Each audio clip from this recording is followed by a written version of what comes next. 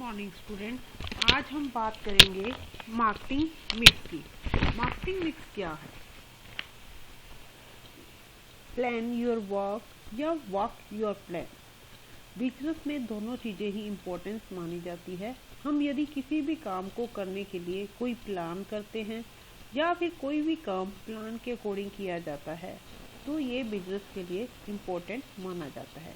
जैसे कि हम अपने ऑब्जेक्टिव को पूरा करने के लिए मार्केटिंग प्लान करते हैं।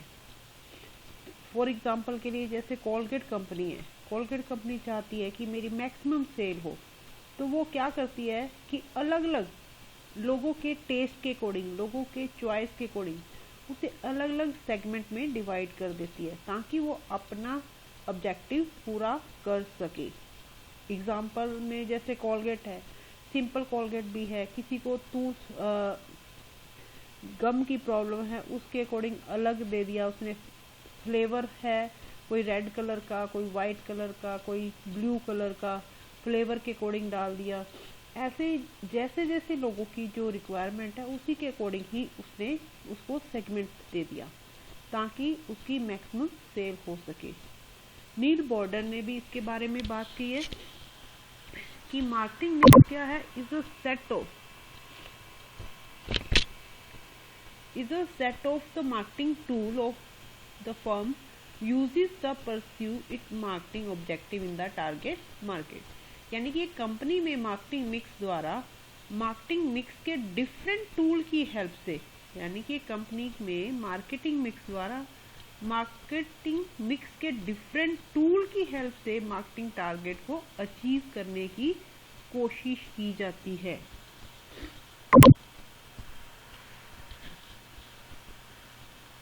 यहाँ पे और भी एक डेफिनेशन बताई गई है। मार्केटिंग मिक्स क्या है? कॉम्बिनेशंस ऑफ टूल है, टेक्निक्स है, एक्टिविटीज है। किस चीज का कॉम्बिनेशंस है? टूल्स का, टेक्निक का, एक्टिविटी का। When a marketer use at a right place, right time and at a right price to reach the target audience. इसमें क्या करता है, अपने टारगेट ऑडियंस तक पहुंचने के लिए ऐसे टूल्स को यूज करता है और उसे ताकि जो है लोगों की चॉइस के अकॉर्डिंग उसका मटेरियल टाइम पे सही जगह पहुंच सके। That is the marketing material कहलाता है, मार्केटिंग मिक्स कहलाता है।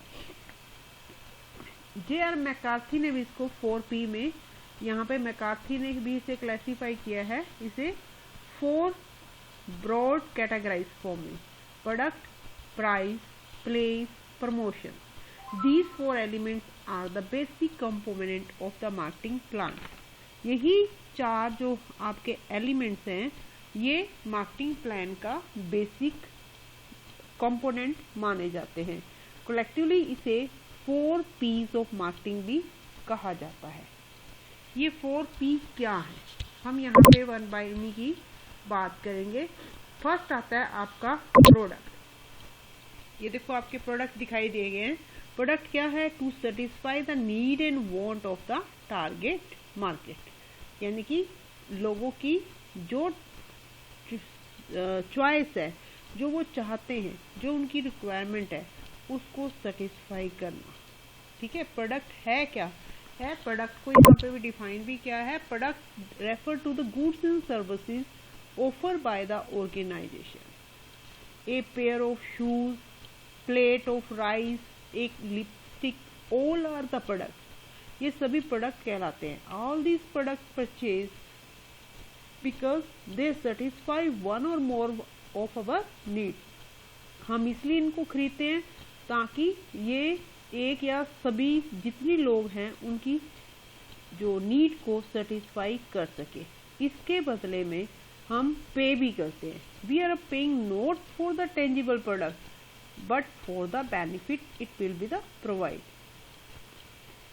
वेरी सिंपल वर्ड में यदि कहें तो product can be the describe as a bundle of the benefit which a marketer offer to a consumer for a price. Natural है, इसे हम बंडल ऑफ बेनिफिट भी कहते हैं क्योंकि जिसके द्वारा मार्केटर एक कंज्यूमर को एक फिक्स प्राइस की बेस में उसे प्रोवाइड करता है। जैसे एग्जांपल के लिए while buying A pair of shoes, जब हम कोई एक शूज का पेयर खरीद रहे होते हैं तो we are actually buying comfort for our feet. हम अपने क्या परचेज कर रहे हैं, हम अपने फीट के लिए, हम अपने पैरों के लिए अपने कंफर्ट को खरीद रहे होते हैं। While buying a lipstick we are actually paying for our beauty. हम पैसा किसके लिए पे कर रहे हैं, उस अपनी ब्यूटी के लिए। Because lipstick is likely to make a look good. Lipstick लगाने से ही हमारी जो लुक है अच्छी, हम अच्छे दिखाई देने लग जाते हैं। So the range of the product offer by the organisation is called the product mix. उसी को हम प्रोडक्ट मिक्स कहेंगे।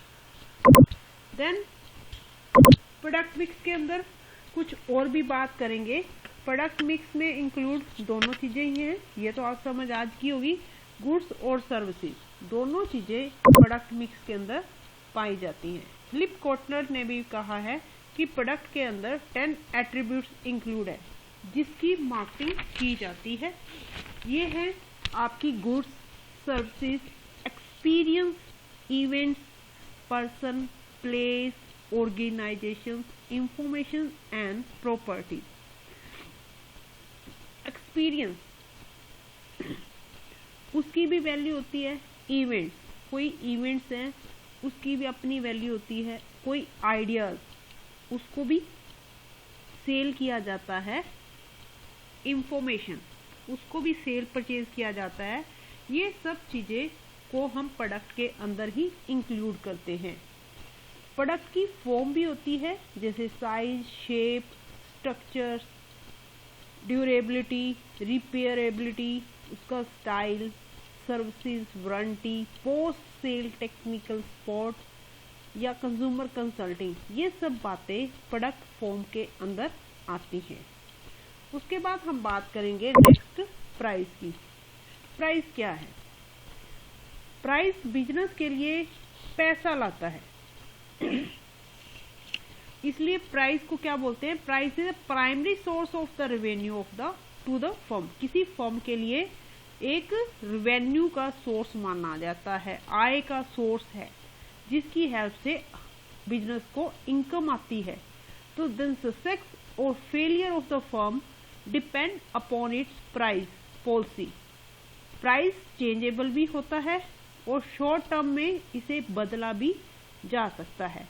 किसी भी बिजनेस की, किसी भी फर्म की सक्सेस और फेलियर किस पे डिपेंड करती है? उसकी प्राइसिंग पॉलिसी पे डिपेंड करती है। इसलिए हम शॉर्ट फॉर्म में कह सकते हैं price is a value of product. किसी भी प्रोडक्ट की वैल्यू जो है उसी को प्राइस बोलते हैं। इसे हम मनी की टर्म में एक्सप्रेस कर सकते हैं। यहाँ पे प्राइस को बताया गया है, the activity of the competitor have an important bearing on the price decision. The most obvious example is when the competitor raise or lower his price. If product can offer no particular advantage over his, then if drop his price and you will have to follow suit. हमें जो price जो है किसके according रखना है? Competitor के। यदि competitor का प्राइस अप होता है तो आपका भी प्रोडक्ट का प्राइस आपको भी अप करना होगा। यदि वो लो करता है तो आपको भी प्राइस का प्रोडक्ट जो है लो आप कर सकते हैं। यहाँ पे प्राइस बताया हुआ है, to make the product affordable to the target market and reflect the value of the product provided. हमें क्या है, एक टारगेट मार्केट के अंदर किसी भी प्रोडक्ट को यदि हम ये चाहते हैं कि उसे सेल करें और लोग उसे परचेज करें, तो हमें प्रोडक्ट अफोर्डेबल, यानी कि यदि प्रोडक्ट को अफोर्डेबल टारगेट मार्केट के लिए बनाना चाहते हैं तो and reflect the value of the benefit provided, उस ताकि लोग उसकी एक बेनिफिट उठा सकें, तो हमें क्या है, एक ड्यूरेबल प्राइस मार्केट के अंदर किसी प्रोडक्ट का डिसाइड करना पड़ेगा। इसके अलावा डेविड स्वार्टो ने भी इसको डिफाइन किया है। प्राइस क्या एक मनी है, किसी भी प्रोडक्ट और सर्विस के लिए आप उसे पे करते हैं। इसमें डिफरेंट नेम हम दे सकते हैं, जैसे ट्यूशन फीस है, कॉलेज की फीस है, इंश्योरेंस प्रीमियम है, सैलरी, वेजेस, इन सब का एक ही मीनिंग है। इस कंपटीशन टाइम में हम किसी भी प्राइस को चेंज भी कर सकते हैं। इसमें एक एग्जांपल दे सकते हैं, जियो, एयरटेल, आइडिया, वोडाफोन, बीएसएनएल, इसने कई बार अपने पोस्ट पेड और प्रीपेड प्राइस को चेंज किया है, तो आप लोगों ने भी इसे चेंज होते हुए देखा है। इसके अंदर और भी वेरिएबल इंक्लूड कर सकते हैं, discount, payment term, credit term, 0% financing को भी इसे लिया जाता है। कोई भी कंपनी अपने प्रोडक्ट या सर्विसेज के प्राइस को सेट करने के लिए मार्केटिंग के ऑब्जेक्टिव, मार्केट की डिमांड, कॉस्ट को और कॉम्पिटिटर की कॉस्ट प्राइस को ध्यान में रखकर ही डिसाइड करती है। उसके बाद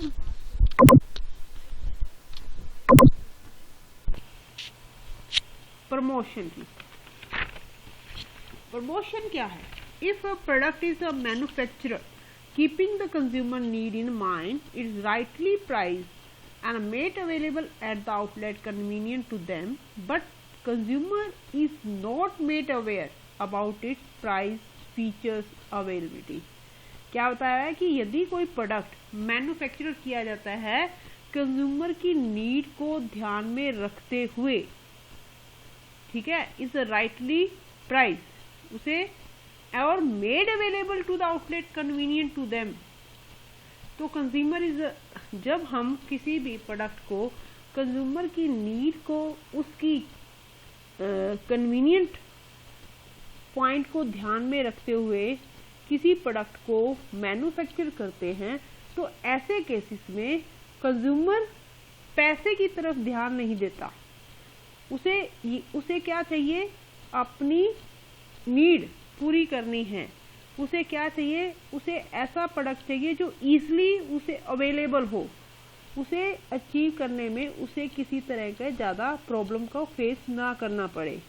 ऐसे केसेस में वो उसके कितने भी प्राइस देने को रेडी रहता है। जैसे हमें भूख लगी है, घर पे हमें खाना आ जाता है, तो हम बाहर बरसात हो रही है, हम जा भी नहीं सकते, तो ऐसे केसेस में हम क्या करेंगे?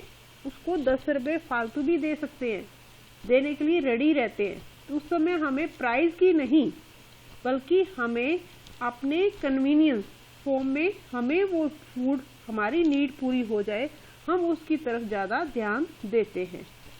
तो ये कब पॉसिबल है? Marketing efforts may not be the successful. तो प्रमोशन क्या है? प्रमोशन क्या है? Is a done through the means of the personal selling, advertising, publicity and sale promotion. ये चारों चीजें इसके अंदर इंक्लूड होती हैं। इसका मेन मोटिव क्या है? लोगों तक इंफॉर्मेशन पहुंचाना कि आप ये मटेरियल इस तरह आपको प्रोवाइड कर सकते हैं, एक ही टाइम में आप जो सर्विस लेना चाहे ले सकते हैं। जैसे बड़ी सिटी के अंदर क्या है, आपको घर में ही आपको यदि किसी पार्लर से मसाज करवानी है तो आपको घर में वो सर्विस देने आ जाती है। ऑयल मसाज करानी है तो भी आपको वो घर पे सर्विस देते हैं। घर पे भी कैसी सर्विस होती है? उनका बेड भी उनके म्यूजिक, एक बेड लगाया जाता है, उसमें म्यूजिक साइड पे वो म्यूजिक लगाते हैं, एक कैंडल को फ्लो किया जाता है और उसके साथ इस तरह का एनवायरनमेंट क्रिएट कर देते हैं आपके घर पर ही कि जैसे आप बहुत अच्छे सैलून के अंदर बैठे हुए हैं और मसाज करवा रहे हैं। तो ये सब पॉसिबल है जब इस तरह की जो आप सर्विस देना चाहते हैं तो वो उससे रिलेटेड सारी इंफॉर्मेशन लोगों तक पहुंचे। वो प्रमोशन के थ्रू ही पॉसिबल है, तभी आपकी जो सर्विस को आगे आप सेल कर सकते हैं, प्रोवाइड कर सकते हैं। प्रमोशन में जैसे ये दे रखा है सुपर सेल, एक अनाउंसिंग की गई है 50% ऑफ फ्लैट। आजकल विंटर डेज चल रहे हैं और विंटर में जैन एंड में या जैन की स्टार्टिंग में ही सभी कंपनियां सेल देना स्टार्ट कर देती हैं। उन्हें पता है कि नियर अबाउट सीजन ऑफ होना शुरू हो जाएगा और जिसकी वजह से ज़्यादा मैक्सिमम उनका माल जो है सेल हो सके, इसलिए flat 20, flat 30, flat 50, 70 cell start कर देते हैं। इसी को ही हम प्रमोशन कहते हैं। प्रमोशन के अंदर एक चीज और भी है, टूल्स की बात करते हैं। कौन कौन से टूल यूज किए गए हैं? Newspaper, magazines, poster, hoarding, video film, digital marketing, इन सब के द्वारा प्रमोशन की जा सकती है। उसके बाद आता है आपका प्लेस। प्लेस क्या है? प्लेस की बात करते हैं तो प्लेस क्या है? ये आपका क्या दिखाया है, एक department store to make the product conveniently available to the target market consistent with their purchasing pattern। ठीक है, हर कोई चाहता है कि इजीली एक ही जगह पे उसे अपना सारा सामान मिल जाए। ये ना हो कि आधा सामान 10% सामान अलग स्टोर से मिले, 10% के लिए वो दूसरे स्टोर पे जाए, 70 के लिए वो तीसरे स्टोर पे जाए। ऐसे वो नहीं चाहता, वो चाहता है कि इजीली एक ही जगह पे उसे सारा सामान मिल जाए। तो ऐसे में क्या है, प्लेस की वेरी इम्पोर्टेंट रोल माना जाता है। तो प्लेस है क्या? प्लेस को यहाँ पे डिफाइन किया हुआ है, goods are produced to be the sold to the consumer. ठीक है, and they must be the made available to the consumer at a place. Goods आपने प्रोड्यूस की लोगों के लिए और उससे सही जगह पे पहुंचाना भी एक काम है, मार्केटिंग की ही एक एक्टिविटी मानी जाती है। क्योंकि यदि आपने कोई गुड्स को सेल करना चाहते हैं तो पर्टिकुलर जगह पे जहां उसकी रिक्वायरमेंट है वहां आपको उसे पहुंचाना है इजीली, ऐसी जगह पे जहां पे कंज्यूमर इजीली पहुंच सके और उसे परचेज कर सके। जैसे food and snack are manufacture on a large scale in a Bangladesh or you purchase them at the store from the nearby market in your own town। So ये जरूरी है कि product available at the shop in your town.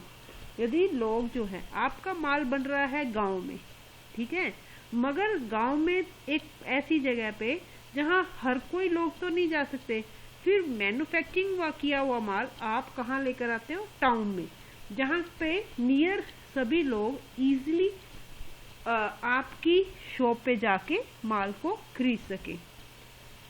The channel through which the product are distributed to the final consumer that is known as the channel of distribution. इसमें actually दो channels होते हैं, एक marketing channel, एक distribution channel. Marketing channel क्या कहलाता है? Are the set of interdependence organisation involved in the process of making product and services available for the use या consumption। ये क्या? इंटरडिपेंडेंस ऑर्गेनाइजेशन, इसके अंदर बहुत सारे इंक्लूड होते हैं जो कि एक ऐसी प्रोसेस इसके अंदर इन्वॉल्व होती है जिसके थ्रू लोगों की कंजम्पशन के अकॉर्डिंग उन्हें सर्विस प्रोवाइड की जा सके। डिस्ट्रीब्यूशन चैनल में 4 फंक्शन पाए जाते हैं, जैसे डिमांड को क्रिएट करना, फिर उन्हें फुलफिल करना, फिर आफ्टर सेल सर्विसेज देना एंड देन उनसे फीडबैक को लेना। अभी डिस्ट्रीब्यूशन चैनल का मैं एक एग्जांपल देती हूँ। यदि आप मान लेते हैं कोई कार खरीदना चाहते हो, आप शोरूम में जाते हो, ठीक है, आपको क्या चाहिए? कार परचेज करनी है। आप सबसे पहले क्या करोगे? उससे रिलेटेड सारी इंफॉर्मेशन को कलेक्ट करोगे। उसके बाद आप उनसे आफ्टर परचेज करने के बाद उनसे आप सर्विस भी ले सकते हैं। यदि कोई प्रॉब्लम आती है तो कंपनी को आप फीडबैक भी दे सकते हैं। तो ये सब क्या है, डिस्ट्रीब्यूशन चैनल के अंदर इंक्लूड होते हैं। It is also the part of the marketing channel. इसी के साथ ही हम अपना चैप्टर फिनिश करते हैं। Thank you.